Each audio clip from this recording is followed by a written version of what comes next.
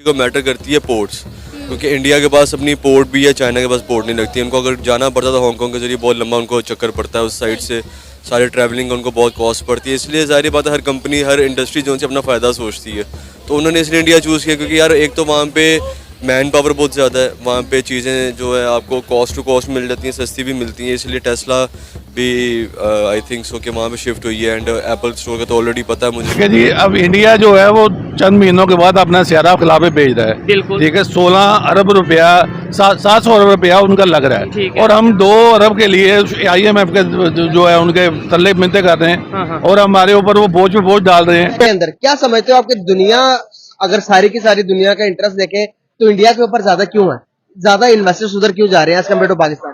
अच्छा, बेसिकली अगर हम देखें ये वो ट्रस्ट नहीं ना करते, कोई भी हुकूमत हमारे पे ट्रस्ट नहीं करती। तो इंडिया के ऊपर ट्रस्ट करते हैं लोग। वो देखो ना, उनकी तो हुकूमतें हैं, एक ही बंदा अभी तक चल रहा है, 10 साल हो गए उनके, 9-10 साल हो गए, 9-10 साल चल रही है उनकी। ठीक है। उनके ऊपर इतबार जय हिंद दोस्तों, भारत ने निवेश के मामले में चाइना जैसे देशों को भी पीछे छोड़ दिया है, और अब भारत में निवेश की संख्या लगातार बहुत ही तेजी से बढ़ते जा रही है, और इसे देखकर चाइना जैसे देशों को बिल्कुल भी अच्छा नहीं लग रहा। तो अब भले ही चाइना जैसे देशों को अच्छा लगे या फिर ना लगे, लेकिन भारत तो लगातार तेजी से विकास करेगा ही। इंटरनेशनल जो इन्वेस्टर हैं, बड़ी बड़ी कंपनियां हैं, वो पाकिस्तान में उस तरीके से इन्वेस्टमेंट क्यों नहीं करती नजर आ रही जैसे दूसरे कंट्रीज में इन्वेस्टमेंट कर रहे हैं? भाई इधर आगे वो क्या करेंगे? उनको सबसे पहले तो जो पाकिस्तान के हुक्मरान है वो उनसे कमीशन लेंगे इधर आने के लिए। ठीक है। उसके बाद अगर वो आ भी जाएंगे तो हमारे महकमे है, बिजली का महकमा है, गैस का महकमा है, वो सारे पहले करप्ट है। ठीक है। ठीक तो है। यानी कि उस तरीके से फैसिलिटी नहीं मिलेगी, उन्हें सिक्योरिटी नहीं शायद मिलेगी, सिक्योरिटी नहीं मिलेगी, और जो पहले कंपनी इधर काम कर रही हैं, जहाँ के हालात देख के वो सब भाग रहे हैं। खबर के मुताबिक मैकडोनल्ड्स यहाँ से जाता नजर आ रहा है, यहाँ से वो अपना क्या नाम लेते हैं, शेल का जो पंप है वो जाते नजर, अमेज़न तो ऑलरेडी यहाँ से जा चुका है। ठीक है। अभी एक इंटरनेशनल रिपोर्ट आई है जिसके मुताबिक इंडिया जो सा मोस्ट अट्रैक्टिव मार्केट बन चुका है फॉर इन्वेस्टमेंट, चाइना को काट चुका है। देखिए जी, अब इंडिया जो है वो चंद महीनों के बाद अपना सियारा खिलाफे भेज रहा है। बिल्कुल। ठीक है, 16 अरब रुपया 700 अरब रुपया उनका लग रहा ठीक है, है। और हम 2 अरब के लिए IMF के जो है उनके तल्ले मिन्नतें कर रहे हैं, और हमारे ऊपर वो बोझ पे बोझ डाल रहे हैं। ठीक है। बिजली पे बोझ डाल दिया, गैस पे बोझ डाल दिया। तो आप देखेंगे क्या बंदा इंसान है।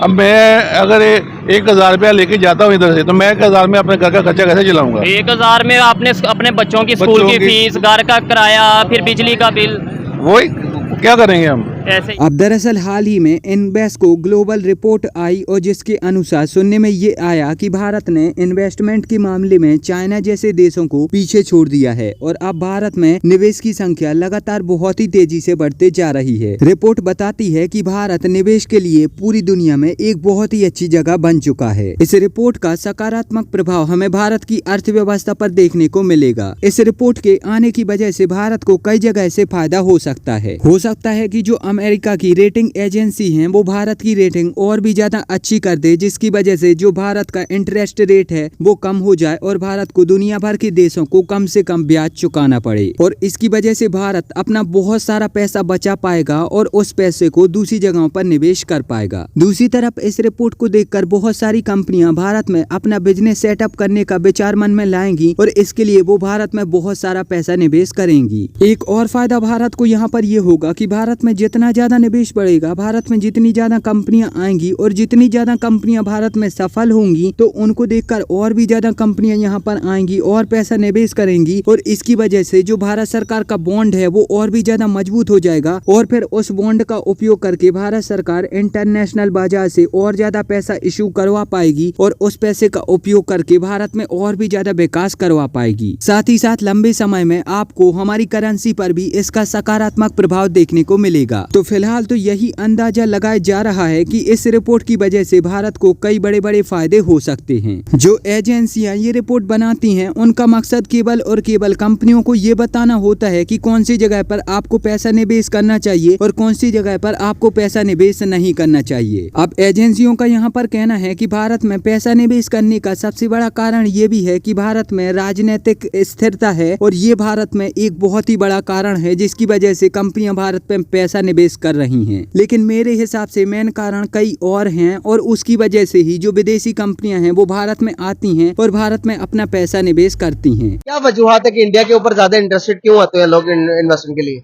अच्छा, इंडिया में अगर आप पाकिस्तान से कंपेयर करेंगे, उधर उनका पॉलिटिकल स्टेबिलिटी है बहुत ज्यादा उस मुल्क में, और अगर आप उनकी पॉलिटिकल एक्टिविटीज उनमें माशाल्लाह एक दफा भी नहीं लगा हुआ, तो हमारे मुल्क में माशाल्लाह कितनी दफा माशाल्लाह लग गया। तो ये देखें, वो लोगों का इंटरेस्ट होता है कि हुकूमती कैसे चेंज होती हैं, कौन इनको इंटरफेयर करता है। तो इस चेंज में हमारा पाकिस्तान, हम उनसे बहुत पीछे हैं। लोग भी जब जो कोई भी इन्वेस्टर है तो वो तो पहले हुकूमत की स्टेबिलिटी को सबसे पहले देखता है कि क्या हुकूमत स्टेबल है, तब वो पैसा अपना इन्वेस्ट करता है। तो ये बहुत बड़ी वजह है कि वो इंडिया हमारे इकोनॉमी की उनकी बहुत आगे है। तो क्या आपको क्या लगता है? हाँ, दूसरी बात पूरी कंप्लीट कर। दूसरी वजह ये है कि उधर भी मुसलमान है, उधर सेकुलर मुल्क है, हमारा मुस्लिम मुल्क है, उधर सेकुलर मुल्क है, लेकिन उधर फिर भी अमन है। हमारे इधर में तो वो भी फुकदान है, इस चीज का भी बड़ा फुकदान है। सही। और वो would they look forward to invest in India? Obviously वो भी ट्रस्ट करेंगे, तो ये बहुत ही एक अच्छा और पॉजिटिव इम्पैक्ट जाएगा। बहुत पाकिस्तान की अगर हम बात करें तो पाकिस्तान के आईटी में ग्रो करने के चांसेस कब तक नजर आते हैं? होप फॉर द बेस्ट, लेकिन अभी बहुत टाइम है, अभी पाकिस्तान को बहुत काम करने की ज़रूरत है, बहुत ज़्यादा काम करने की ज़रूरत है, फिर ही कुछ चीज़ें बेहतर होंगी, अदरवाइज़ तो कोई ख़ास। इंडियंस जो है ना, वो एक तरह से हमसे हमेशा ही आगे रहे हैं। अगर उन्होंने 100 साल पहले इंग्लिश सीखना शुरू की थी ना, तो हमारे उलमा कराम उस दौर के जो हैं वो पर्शियन और अरबी से ही नहीं निकल रहे थे और ना ही उर्दू से निकल रहे थे। वो कह रहे थे फरंगियों की ज़ुबान है, हमने नहीं सीखनी। जब कोई भी टेक्नोलॉजी आती थी मुसलमानों में सबसे एंड पे आती थी।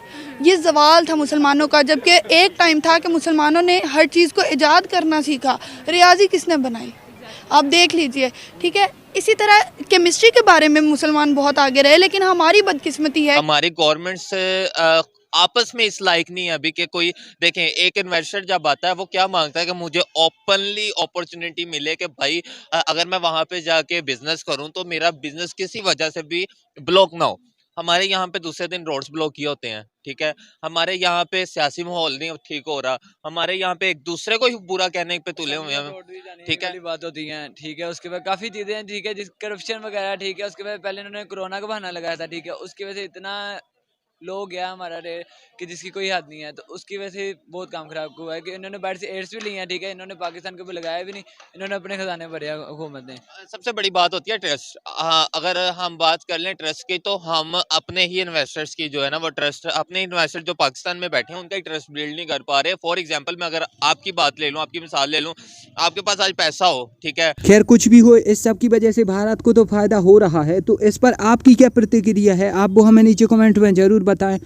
और अगर आपको ये वीडियो अच्छी लगी है तो प्लीज़ इस चैनल को सब्सक्राइब करके बेल आइकन जरूर दबाएं। मिलेंगे एक नई वीडियो में, तब तक के लिए जय हिंद, वंदे मातरम।